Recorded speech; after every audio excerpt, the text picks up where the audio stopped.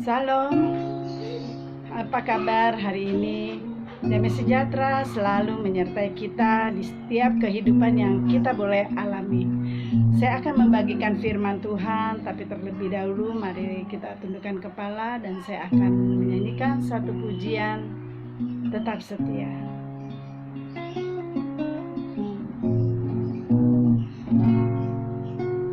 Seperti wanita mengurapimu, menangis di bawah kakimu. Demikian hidupku mau mengasihimu, Yesus, Engkau baik bagiku. Seperti wanita mengurapimu, menangis di bawah kakimu. Demikian hidupku mau mengasihimu, Yesus, Engkau baik bagiku. Sampai akhir ku menutup mata, ku tetap setia menanti janjimu, sampai ku dapatkan mahkota kehidupanku. Ku tetap setia melayanimu sampai akhir. Sampai akhir ku menutup mata, ku tetap setia menanti janjimu, sampai ku dapatkan mahkota kehidupanku. Ku tetap setia melayanimu. Bapa kami yang ada di dalam surga, apapun keadaan yang boleh terjadi, kami akan tetap setia melayani-Mu Tuhan, dalam kondisi apapun. Terima kasih Tuhan, hari ini kami boleh berjumpa di dalam channel YouTube ini Tuhan. Pakai hamba-Mu untuk menyampaikan firman-Mu Tuhan. Tutup bungkus hamba-Mu dengan kuasa Roh Kudus-Mu, dan biarlah Roh Kudus yang beracara Tuhan, dan biar firman ini menjadi kekuatan bagi kami semuanya Tuhan. Sekali lagi Bapa, terima kasih Yesus, terima kasih Tuhan. Di dalam nama Tuhan Yesus beracara ya Bapa. Dalam nama Tuhan Yesus Kristus. Haleluya, amin. Hari ini saya akan membagikan firman Tuhan. Saya akan ambil di kitab Daniel. Daniel pasal 6 ayat 1 sampai 27, tapi saya tidak akan membaca ayatnya semua. Saudara-saudara bisa nanti baca kembali ayat tersebut. Di sini saya akan menceritakan ada seorang Raja Darius, dia dari Media dan mempunyai bendahara dan wakil-wakilnya sekitar 120 wakil dan 3 pejabat tinggi, salah satunya Daniel yang dipilih oleh Raja Darius. Raja Darius ini begitu sangat mengasihi Daniel. Saya akan baca di ayat pertamanya. Di ayat pertamanya di sini dikatakan, lalu berkenanlah Raja Darius mengangkat 120 wakil-wakil raja atas kerajaan yang mereka akan ditempatkan di seluruh kerajaan. Yang membawahi mereka diangkat pula 3 pejabat tinggi, dan Daniel adalah salah satu dari ketiga orang itu. Kepada mereka lah para wakil-wakil raja harus memberi pertanggungjawaban supaya raja jangan dirugikan. Singkat cerita gini, Daniel ini adalah orang yang sangat dikasih oleh Raja Darius, karena Raja Darius melihat bagaimana Daniel ini orang yang diberkati Tuhan. Dia mempunyai kepintaran yang luar biasa. Apapun yang diberikan nasihat, masukan dari Daniel, Raja Darius menerimanya, karena itu sangat pendapat-pendapat dari Daniel itu sangat memuaskan hati raja, sehingga Orang-orang yang ada di sekitar Daniel itu sangat iri, karena mereka melihat bagaimana Raja Darius mengasihi Daniel, dan akhirnya mereka berencana untuk menjatuhkan Daniel. Dan mereka tahu bahwa Daniel ini adalah orang yang taat akan Allahnya. Dia adalah seorang penyembah. Sehari bisa 3 kali dia berdoa pada Tuhannya. Jadi mereka bersepakat bagaimana untuk memasukkan Daniel di dalam goa singa, menjerumuskan untuk Daniel di penjara. Akhirnya kesepakatan mereka yaitu meminta Raja Darius untuk memberi perintah dalam waktu 30 hari. Mereka semua yang ada di negeri itu tidak boleh menyembah Allah-ilah lain, termasuk Daniel tidak boleh menyembah Allahnya. Jadi hanya menyembah Raja Darius. Singkat cerita, Raja Darius menyanggupin, tapi dia nggak tahu bahwa Daniel ini dia tahunya Daniel ini berdoa, dan Raja Darius waktu mengambil keputusan itu dia tidak terpikirkan akan berakibat fatal pada Daniel. Setelah Raja Darius menyetujui perjanjian itu, dia tanda tanganin, lalu mulailah beredar surat itu, dan Daniel mendengar peraturan itu. Tapi Daniel, kita bisa lihat Daniel ini tidak takut dengan peraturan sudah yang diberikan oleh Raja Darius. Dia tetap masuk ke rumah, dia tetap menyembah Tuhannya. Dia naik ke atas, lalu dia menyembah. Saat itulah pemuka-pemuka istana menyergap dia dan mendapati Daniel sedang berdoa. Inilah kesempatan mereka untuk menjatuhkan Daniel di hadapan raja. Lalu mereka datang ke Raja Darius dengan mengatakan bahwa hambamu Daniel sudah melakukan pelanggaran. Raja bingung. Dia berbagai macam cara bagaimana saya harus melepaskan Daniel, karena di mata Raja Darius, Daniel orang yang sangat luar biasa, sangat diberkati Tuhan. Dia tahu Allahnya Daniel itu memakai Daniel. Berbagai macam cara dia menghindar, berpola pikir, tapi mereka semakin mendesak Raja Darius. Itu adalah raja, dan titah apa yang kau perintahkan harus sungguh-sungguh engkau lakukan, karena mulutmu adalah perintah yang harus dijalani. Sekarang Daniel tidak melakukan. Dengan berat hati Raja Darius menjebloskan Daniel ke gua singa. Semalaman dia tidak bisa tidur. Semalaman, satu hari itu dia meratapi kesedihannya dengan keadaan Daniel di gua singa tersebut, dan dia berpikir, hambaku Daniel pasti dia sudah mati.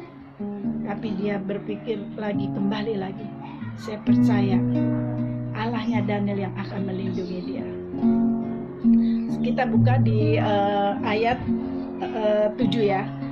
Di sini kita akan lihat bagaimana Raja Darius sangat mengkhawatirkan Daniel. 21 ayat 21. Ayat 21.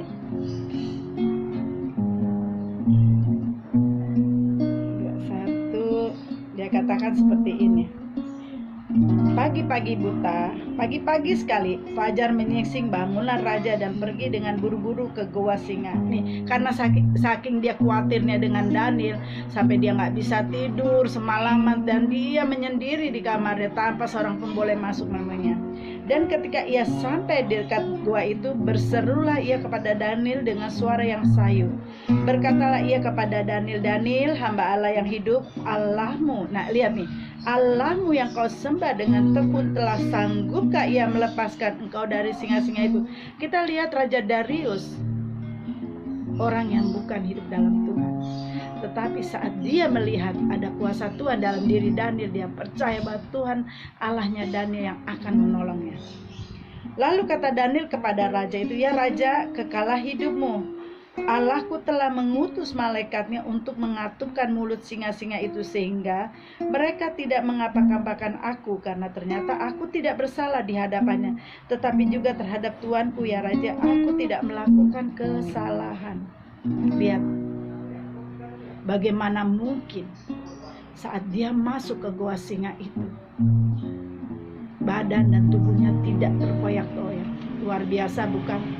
Allah kita adalah Allah yang luar biasa. Dia dapat melakukan yang manusia pikir itu mustahil. Raja sudah pergi pasti nih, Daniel ada apa-apa pasti dia mati. Tapi di sisi lain iman dia bilang tidak mungkin. Allah Daniel itu punya kuasa yang luar biasa. Dan ternyata lalu Daniel katakan bahwa Tuhan sudah kirimkan malaikatnya untuk menutup mulut singa-singa tersebut, sehingga dia tidak melakukan apa-apa pada Daniel, singa ini. Nah, di sini kuasa Tuhan begitu dahsyat bekerja di dalam kehidupan Daniel dan menyertai dengan luar biasa. Akhirnya setelah raja melihat bahwa kebenaran ada di pihak Daniel dan mereka yang berusaha menjatuhkan Daniel dijebloskan dalam gua singa beserta anak istrinya, dan sebelum mereka masuk ke tengah-tengah saja sudah diterkam. Habis semua mereka. Itulah upah orang-orang yang iri hati. Kita bisa ambil kisah Daniel ini dalam kehidupan kita sehari-hari sekarang ini, di mana kita bekerja, di lingkungan di mana kita bekerja, pasti ada orang-orang yang merasa iri. Kalau ada Tuhan di dalam diri kita, ada sinar di dalam diri kita yang mereka melihat, bukan siapa kita, tetapi ada Tuhan Allah yang menyertai kita. Tapi iblis tidak tinggal diam. Iblis selalu takut bila ada anak Tuhan di tengah-tengah orang-orang berdosa. Berbagai macam cara iblis mencoba menghancurkan orang pilihan Tuhan. Jadi saudara-saudara, bila Tuhan ada di pihakmu, bila Tuhan memilih engkau, jangan pernah engkau takut. Engkau berada di tengah-tengah singa-singa yang mengamuk, berada di orang-orang yang berbuat jahat, yang coba menjatuhkan engkau. Tuhan yang kita sembah adalah Tuhan yang dahsyat. Tuhan yang kita sembah adalah Tuhan di mana Daniel juga menyembah Tuhan yang sama dengan kita. Jadi saudara-saudara, Daniel dapat berkat, Daniel dilindungi oleh Tuhan. Kita pun akan dapat hal yang sama asalkan kita sanggup seperti Daniel.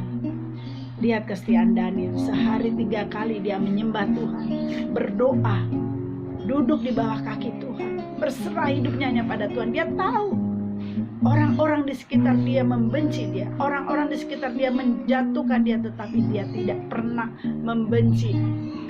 Dia mengampuni mereka, sehingga kasih Tuhan turun terhadap Raja Darius pada Daniel. Demikian pula kita, dimanapun kita berada, di mana kita bekerja, di mana kita berkumpul atau mengikuti suatu organisasi, belas kasih Tuhan pun akan turun pada kita, dan Tuhan yang berperkara atas hidup kita. Kalau kita hidup kita mengandalkan Tuhan, kalau kita memprioritaskan Tuhan di atas segala-galanya, Tuhan yang akan berperan, Tuhan yang akan membentengi kita. Kalau orang coba menjahati kita dengan cara yang halus ataupun kasar, tidak usah takut, tidak usah bimbang ataupun ragu.